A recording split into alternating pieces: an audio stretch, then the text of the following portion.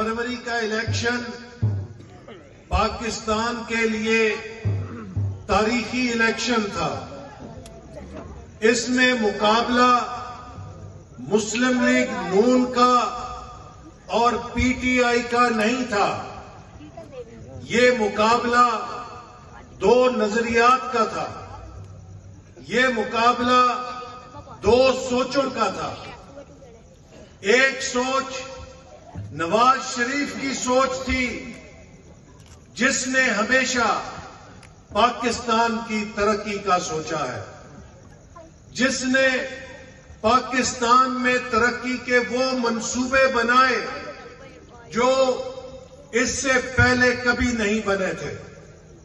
नवाज शरीफ ने पाकिस्तान में मोटरवेज बनाई, उसने पाकिस्तान में सी पैक जैसा मंसूबा बनाया, उसने पाकिस्तान में बिजली के मंसूबे लगाकर लोड शेडिंग का खात्मा किया, उसने पाकिस्तान की मईशत को तरक्की देने के लिए जदीद पॉलिसियां बनाकर इस मुल्क के अंदर नाफिज की, उसने नए कारखाने लगाए, उसने नई बंदरगाहें और नए हवाई अड्डे बनाए, क्योंकि वो पाकिस्तान को दुनिया का तरक्की याफ्ता मुल्क देखना चाहता था।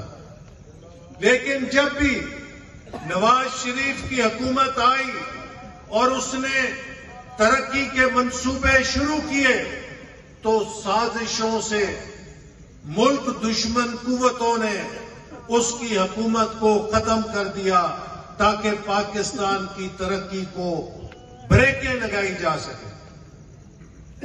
2018 में हंसते बसते पाकिस्तान पर एक अनाड़ी को लाकर बैठा दिया गया।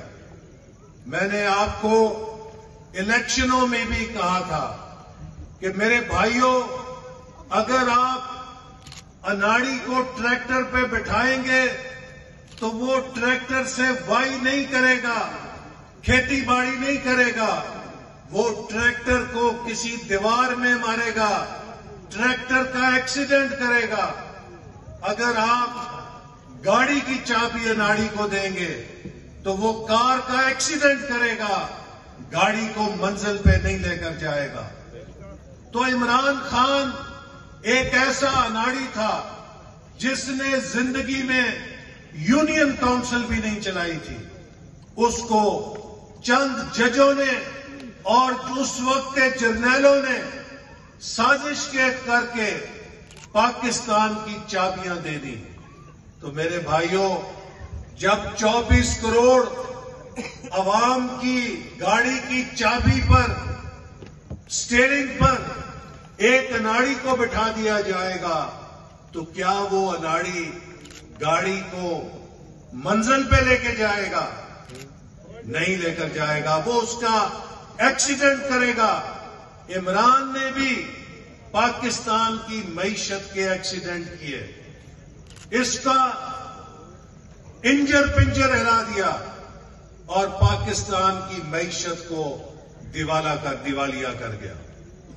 जब आप किसी अनाड़ी को कोई काम देते हैं, वो उससे काम नहीं होता, तो फिर अनाड़ी को पूछते हैं, तुमने ये काम क्यों नहीं किया? तो उसके पास क्या जवाब होता है? ओ जी, फलाने ने ये नहीं किया, फलाने ने ये खराब किया, फलाने ने ये खराब किया। तो इमरान खान के पास भी जब भी उसके पास सवाल होता था कि तुम्हारा प्रोग्राम क्या है, तुम्हारा मंशूर क्या है, उसका एक ही जवाब होता था, फलां भी चोर और फलां भी डाकू। वो पूरी कौम को चोर और डाकू बनाता था, दुनिया में जाके तकरीरें करता था, तो सारी दुनिया के सामने पाकिस्तानी कौम को चोर और डाकू बना के पेश करता था। लिहाजा पाकिस्तान की सियासी जमातों ने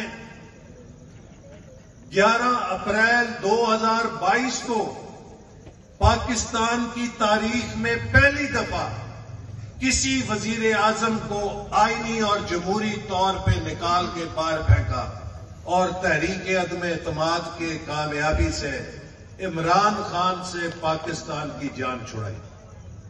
اگر اس میں دیر ہو جاتی، اگر یہ تحریک عدم اعتماد نہ ہوتی تو میرے بھائیوں خدا نہ خواستہ پاکستان دیوالیہ ہو جاتا، پاکستان کی معیشت ڈیفالٹ کر جاتی، جیسے سری لنکا کی معیشت ڈیفالٹ کی تھی. ڈیفالٹ تب ہوتا ہے کہ جب آپ اپنے قرضے دینے والوں کے قرضے ادا نہیں کر سکتے، جب آپ بینک کی قسط ادا نہیں کرتے تو بینک کیا کرتا ہے؟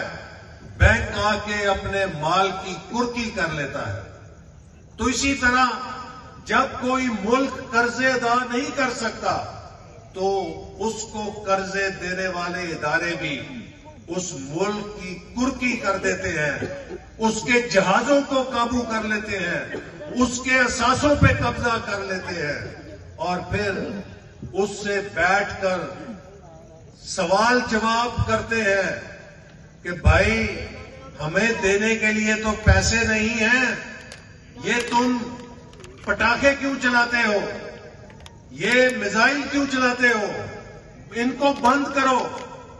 تو میرے بھائیوں، پاکستان کا دیوالیہ ہونا سری لنکا کا دیوالیہ ہونا نہیں تھا.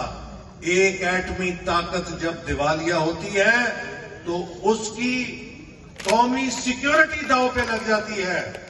تو یہ کریڈٹ پاکستان مسلم لیگ نون کو، اس کی اتحادی جماعتوں کو اور وزیر اعظم شہباز شریف کو جاتا ہے کہ جنہوں نے مل کر اس ملک